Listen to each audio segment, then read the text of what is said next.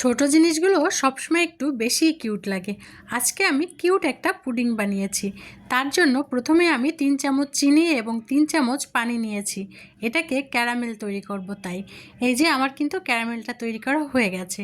এবার এটি আমি একটি কাপে ঢেলে নিব। আমি সবটুকুই এই কাপের ভিতরে দিয়ে দিলাম। এবার কাপটা ঘুরিয়ে ঘুরিয়ে সব জায়গায় ক্যারামেলটাকে লাগিয়ে নিব। এবার একটি ব্লেন্ডারে জার নিব। তার ভিতরে 1 পিস পাউরুটি দিয়েছি, একটা ডিম এবং হাফ কাপ দুধ দিয়েছি, 3 চামচ চিনি দিয়েছি আর সামান্য একটু ভ্যানিলা এসেন্স দিয়েছি। এবার এটাকে ব্লেন্ড করে নিব। ব্লেন্ড করার পরে এটাকে ছেঁকে আমি কাপের ভিতরে দিয়ে দেব। এই যে আমি কিন্তু সবটাই ছেঁকে কাপের ভিতরে দিয়েছি। এবার এটা চুলায় দিব। তার জন্য কড়াইতে প্রথমে একটা টিস্যু দিয়ে তার উপরে কাপটা বসিয়ে অল্প একটু পানি দিয়ে ঢেকে দিলাম। 25 থেকে 30 মিনিট অপেক্ষা করলেই কিন্তু পুডিংটা একেবারে তৈরি হয়ে যাবে। এই যে দেখুন আমার পুডিংটা কিন্তু একেবারে রেডি।